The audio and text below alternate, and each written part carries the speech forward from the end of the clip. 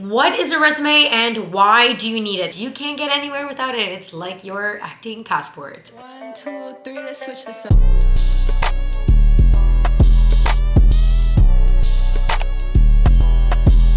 Hi, my little honeys. Welcome back to my channel. My name is Anastasia, also known as your fave social media girl. If you are new, you already know what I'm gonna say. Please don't forget to subscribe. And of course, please don't forget to turn on the bell notification button so you know every single time that I post, which is on Fridays. Honeys, my honeys. Obviously, if you are not new to my channel, you all have, obviously can tell that, I'm sorry, I can't even speak. I'm like, it's just been really tough couple of days. I'm happy to be doing this video because it takes my mind off things, but I'm also having a really hard time in gathering my thoughts. A lot of you know that I'm Ukrainian and my partner, Nikita, is Ukrainian. And we were just in Ukraine for a whole month. We came back roughly about 2 weeks before the war started, not knowing that it was gonna start when we came back. With that being said, if you can, and if you are curious, and if you would like to donate into the Ukrainian army or into humanitarian aid for, food, shelters, all that kind of stuff, I'm going to link a few links down below in my description box where you are able to donate. These are trusted links. These are reliable sources. I have donated to these links myself. My family has donated to these links. A lot of people, a lot of my friends have. I did a lot of heavy research on everything because there were some that we were able to figure out that they were not real, that they were fake. So these are trusted sources. If you're not able to donate, please do not worry. What I would love for you to do then is go to my Instagram account and just repost anything that you see on my story. I'm posting a lot about what is happening. This is like direct messages from Nikita's family, from my family that's there, and of course, friends and everything. There's a lot of fake stuff on the news they will see. So if you can, just also repost. My Instagram is at Anastasia_PRO. Let's get started on the acting video. If you are just starting out on this video, I did one a few weeks back where it talked about how to get started into getting an acting agent, more into the principal work, like, how does that all work? I kind of broke it down to you for one big video. And then as I explained in that video, I'm going to be going into every single sort of piece of your package into more detailed videos. So last week I did cover letters. This week we are doing resumes. Resumes, they're actually not that bad to do. To be honest, cover letters, I really don't like doing them, and I've expressed that in my previous video. Resume is probably your most important thing in your package. You can't get anywhere without it. It's like your acting passport. First thing, what is a resume and why do you need it? So your resume is, like I said, your passport. It is like literally your calling card. You cannot go anywhere with it. It is something that you will always need. It is essentially your entire database of what you've done, your most important works, your training, your skills, everything. So it is essentially kind of telling the agencies, casting directors, everything of what you've done. It's a summary of your work. It's a summary of your skills, summary of your training, your classes, your experiences, all of it. So it is highly important that you have one, whether you are just a beginner, like we're talking beginner, or you've been in the industry for 25 years, everybody has a resume.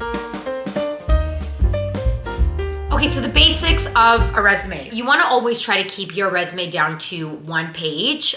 You don't really need to have it more than one page. Agents, when you're applying to agencies, they don't really, like I said, have the time to go through all of it. They just want to see one list. They want to skim through it. Especially if you're just a beginner, there's no reason why it should be more than one page because you don't have that much to show, so it doesn't have to be that excessive. I know some people who have been in the industry for 10, 15 years. Yeah, their resume might go to 2 pages, a page and a half, but even they will also still try to keep it down to a page. The way they do it is that they recycle, they filter through the information. So they're obviously not going to put credits that they filmed 10, 15 years ago.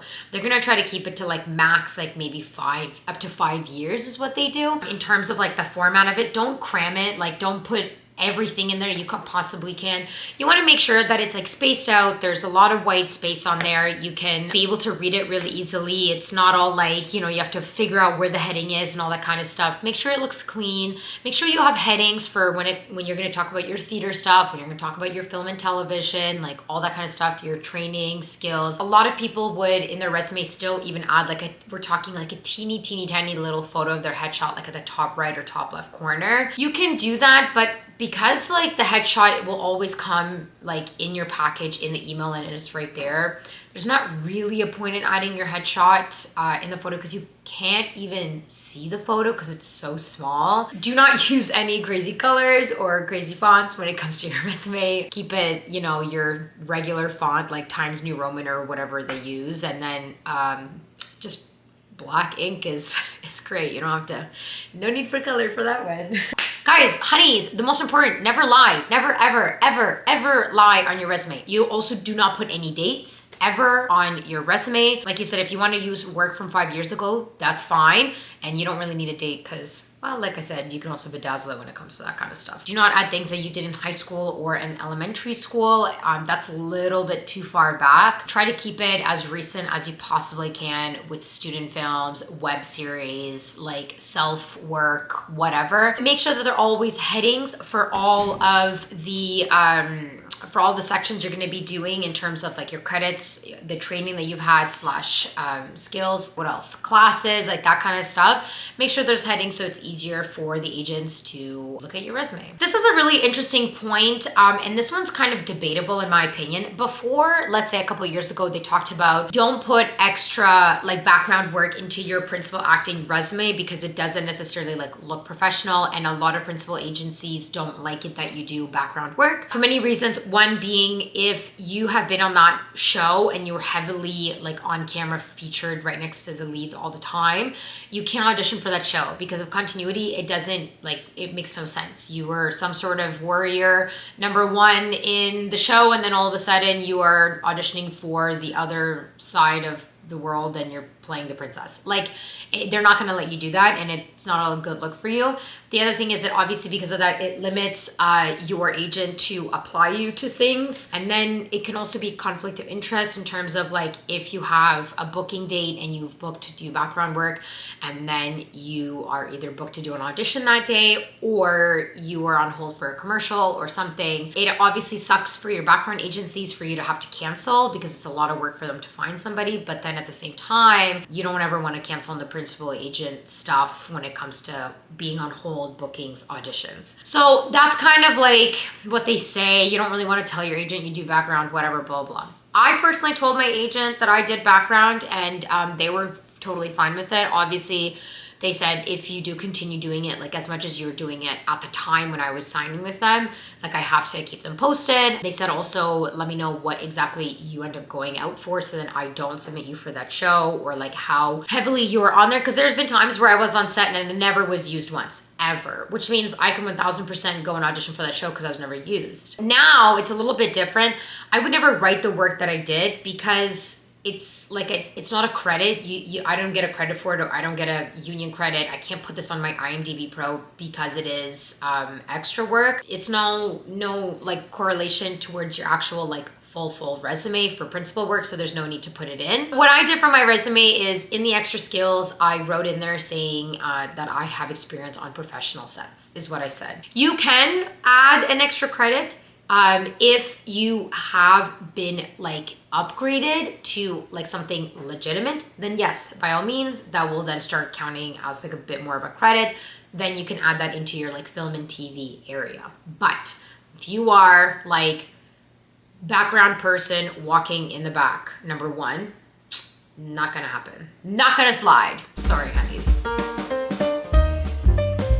A lot of people do different formats of their resume, and it just depends on what you're into. The first thing that is going to be on your resume is obviously your name. It's going to be in capital letters, in bold black letters. It's going to be right in there. Below it, you will usually put your phone number And after that, you will then also put your email. You could also put under there Toronto, like Ontario or Vancouver, whatever your location is, if you would like to. I used to do that. I don't do it anymore. I don't know. Then after that, you're going to put your union status. I put actor apprentice because that's what my union status is. When I was non-union, I actually didn't have anything on there. Some people might put non-union. It is recommended when you are part of the union because it's important for them to know if you are an apprentice and if you are a full member, if you are a union, because it just depends on how they work and what exactly they're looking for. The next section part of that is going to be sort of your height, and then your weight as well, and your hair and your eyes. If you are a singer, you can also add your vocal range. I used to have my vocal range. I don't anymore. I have a medical condition with my vocal cords, and I can sing. I just can't sing for a very long time. So I don't think I've ever mentioned that on my channel, now that I think about it. That is sort of going to be like the you portion of the resume. Like I said, please do not lie. Be honest about your height. Be honest about your, eye color and hair color. Be specific. Don't be like bluish, grayish tint of green eyes. It's either blue, it's green, or whatever. After that, it's going to be the headings of your credits and what you have done. I did film and television first is because that's more what I want to go into. That's going to be like my number one thing. And then I did theater after. You can also put commercials in here if you would like. You don't have to. Commercials don't really, apparently they're not that super relevant on resumes. I think it is important that when you're a beginner, you can put as much as you can in the resume. Since you are a beginner, you don't really have a lot to showcase as it is. So if you can put like web series, student films, commercials, like all that kind of stuff, please put it in. Now, this is where kind of you can sort of bedazzle your resume. In my film and TV, a couple of those things in there are like student films. I will never say that it's a student film. You don't need to tell them that. They don't need to know. All they know is that you did a short film. Like, fake it till you make it. That's like my favorite saying I have in this acting world. I also put in there my YouTube channel as like part of film and TV because I think, especially now in our day and age in our world, I see a lot of auditions where they're like, we're looking for a host type, YouTube channel host or whatever. And so I'm like, hello, that's me. I know exactly what I'm doing. Like, I'm right up that alley. So I put that in there for myself. In terms of when it goes into like the film and television or the theater, so this is how I did it. You don't have to do it the exact same way, but as long as the name of the movie or TV show is in there, the role you played, and the director of the film, TV show. I used to have under, like, I'll write heading film and TV, and then I'll write 3 new headings, which would be name of movie, role, director. I don't have that anymore. I just have them all listed, so it's whatever you prefer. Same thing with theater. I have the name of the play, the role that I played, and then the director. I used to have the playwright as well. I took it out because it just obviously looked a little too messy and there was just a lot going on. So that was my own personal preference. I went and took it out. After that, you're gonna go into the heading of training. So this is like where you've done acting classes. This is where if you've been to college for acting or theater school, any conservatory program, like we're talking everything. If you've been training around the world, like put it all in there. Obviously, I would not add what I've been training in when I was 5 years old. This is, again, talking about like your last, let's say 5 to 7 years of training. You want to go with what's your most recent credit, what's your most recent training experience. So for me, it would have been the acting classes. So I put those first, and then my theater school. Put stuff in that you think you're going to obviously go forward with and what you're interested in auditioning for in terms of like the styles and all that kind of stuff. And then after that, I finish it off with special skills. So special skills is kind of your section to also kind of be a little humorous and show off who you are. And when I mean special skills, it does not mean that you name off every sport they have played in high school. Like I used to play rugby in high school. Would I put that in there? No, probably not, because I have not played rugby in 8 years. Yes, I can swim. Like if you threw me in the deep end, I know what I'm doing. But to say, am I a professional swimmer? That if I had to audition for a like professional swimming competitive movie, no, they probably wouldn't choose me because I don't know all the elements and techniques of how to properly do the front stroke and the backstroke and all that kind of stuff. I added in mine dance, obviously, because I've been a dancer my entire life and I can dance really well, so I can definitely audition for that kind of stuff. This is where I said the experience working in professional sets because of background work. And then I said accents, again in brackets I put exactly what accents I can do because like I can't do everything. I can only do like more Slavic accents. Improv I'm really good at. If you speak any other languages, you can put that in there. Your driver's license as well, if you'd like to. If you have your gun license, like that kind of stuff you can add in your special skills. Things that you are legitimately good at that you can audition for and confidently go in there with it. If you would like, you can also add on the side what is the skill level of the things that you're putting in there. Like, and next to dance, I said intermediate dance. So that is essentially how a resume is and how it works. As long as you are kind of going off the basis of that format, you're going to be fine. Play around with it, see what's up. I changed my resume in like the years that I've been acting, I think 3 different formats. So it will evolve, it will change, it will be different. Make sure it's updated so then, you know, it's fresh and clean.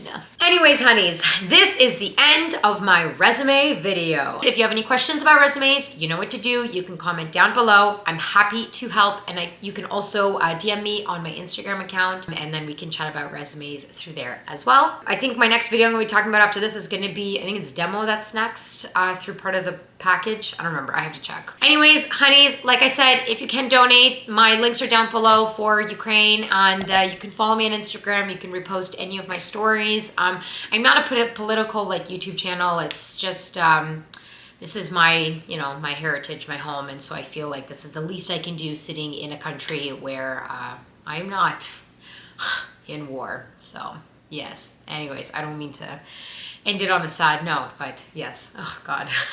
Okay, honeys, I'm so sorry. I love you, and I'm gonna see you all next Friday. Bye, honeys.